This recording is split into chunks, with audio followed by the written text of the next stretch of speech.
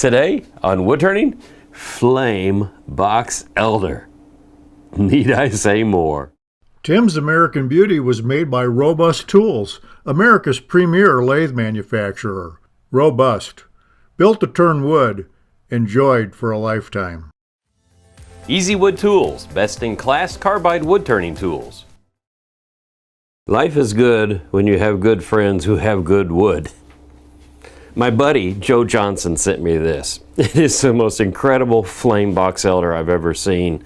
It goes through all the way. It's really neat. So he sent me 2 pieces. So this is what I was working on late last night. I wanted to use all of it, so I kept the blank square for making this platter. You turn away a lot of this amazing wood, but then it also, by doing it this way, we're revealing and using as much of it as we can. We'll put a finish on this later, but right now we're going to prepare this beautiful blank for turning. So what I'm doing right now is this was a green cut wood that was in kiln dried for a while, so it's not square anymore, and the sides are really rough, and we want as clean a side as we can get for the final product. So I'm just setting this up to where you can barely see if the blade's going to touch here. I'm going to lock this in. I'm going to run through and cut this edge. I'm going to flip it around and then move my gauge down here 1/8 of an inch so I can take just a little bit off this and get this straight. And then I'm going to repeat on these sides and we'll have a perfect square.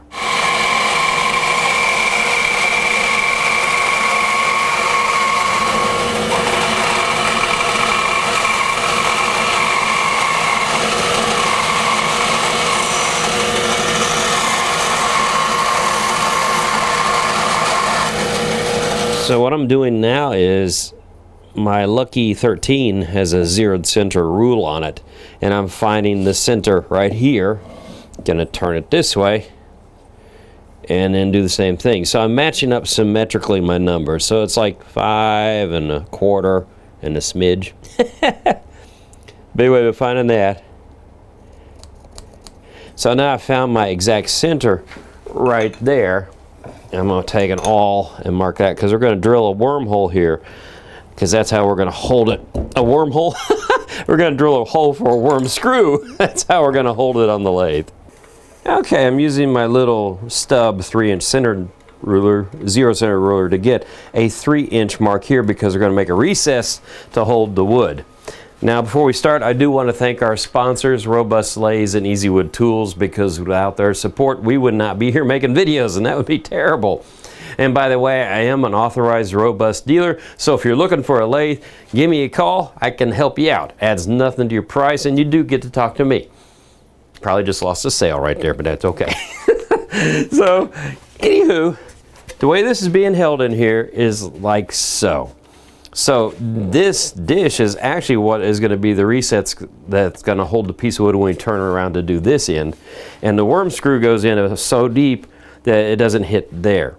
So unfortunately we're turning away a lot of this beautiful wood, but sometimes you got to make shavings to make a nice piece of art. So we're going to bring our speed up. You don't want to go too fast, but you don't want to go too slow. But when you're doing an interrupted cut, you need some speed to be able to make it happen. Right now, I am probably at 460 RPM, and it looks like 10,000. It'll be a little sketchy at this point. I'm taking a bowl gouge, and I'm going to very carefully just make a push cut. Just nibbling a little bit of wood.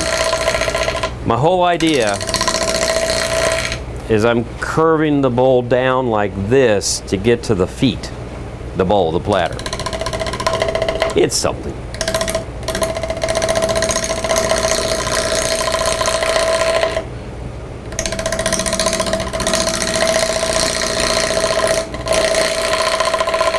Let me just stop it to show you what it's looking like.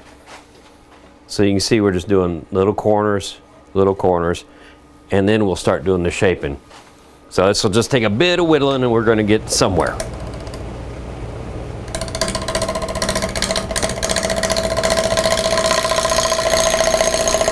So we're starting to sneak up on our shape. It's kind of like a giant bead, but I wanted to show you something interesting.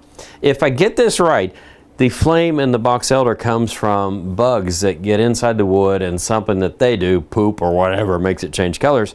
You can actually see the bug holes in there. Isn't that cool? I don't know what they are, but it's neat. So back to the turning of this big scary thing. As you're coming in here, you really need to kind of have your tool rest close to where you want to be. You don't want to have to really feed this out of lock, and you just come in and do sections. See that little line right there? I'm watching this profile the entire time I'm turning. You kind of see a shadow line right there. If you have a light, you can put it on there and make the shadow more intense if you want to. So when you get into cutting the air, we'll show you this little profile, make it a little bit bigger here. So I'm not taking much wood off, see? And I'm riding the bevel on the wood that helps support me, but now I'm going to start losing the wood because of the air, but I can see the shadow line on the wood, so I can keep taking the same depth of cut as I work my way around. That's how you turn the air here and get a good result. You've got to pay attention to that part right there, and you can hear the sound change as I get more and more air, and it's a very light touch here, and you want a really sharp tool. Follow through on the cut. Let me stop it. So there you go. You see, it's nice and smooth, looking good. So I'm going to continue this, get this shape finished, and then we're going to work on the recess. So it looks pretty good. I've got the curve on there that I want, and a really nice surface on there, so it won't take much sanding, because sanding is a pain in the butt on these things. The next thing I want to do is make the recess so the jaws can expand into here, but yet I want to make this the platter's dish part of the platter. So I'm going to take an easy wood tool here, and I'm going to use the round cutter, and I'm just going to dish this out. So by dishing this out ahead of time, it's going to save me a little bit of turning at the end, because when I reverse this to take away any tool marks that I've done, this will already be finished. So I make a few passes here, and then I'm going to widen that out to make the dovetail recess for my jaws.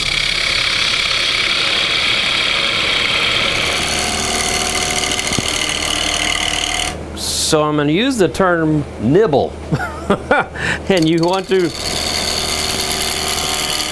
nibble the wood away at this point. It's very important. So one thing I did while I was nibbling, I worked my way back to, whoa, don't put my finger there, to the very point. Let me show you. Because you have to establish the thickness of your bowl or a platter. I got a little thin. So hopefully I'm going to widen that out as I go. If you really screw this up, you can take this back to the bandsaw, since this is flat, and just go in a 1/4 inch on either side and reestablish your edge. It's not a big deal.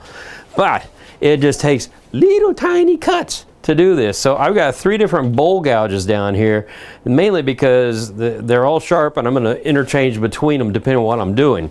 So right now I'm using the 1/2 inch one, and I'm going to come in here, and your bevel is super important when you make this cut, because it is going to be riding on the wood, and that's going to help you to figure out your shape.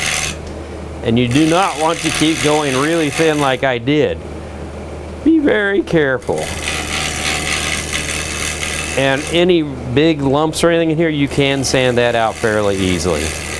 So don't try to do it all with just the tool. So let's see how this looks here. You want to continually stop and check your progress. Yeah, see, that's way thick, so I'm just going to keep working from this little point in and establish that curve all the way to there, and make a shape in the middle, which will be the bottom of this platter.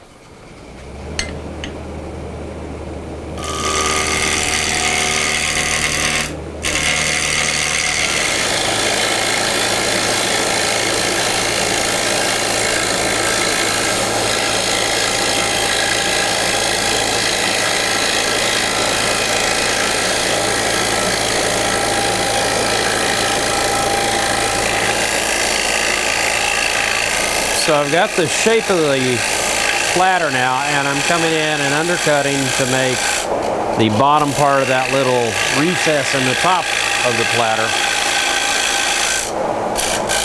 And I'm just trying to curve this down a bit. You can see that's my worm screw there. So we need to get rid of that to figure out how deep we go here. So I'll just keep cutting like this. Whoops, got a little catch there. You don't want to blow it up at this point. So I'll come in here. It should be about ready to go. There we go. So you can see how much deeper we have to go now. We got a little bit of a hole there.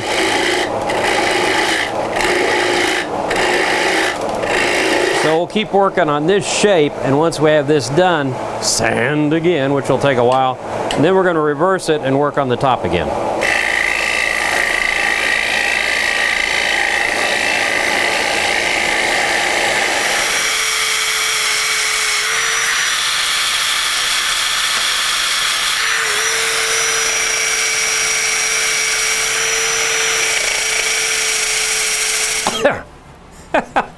I turned that light off. I've been cheating earlier.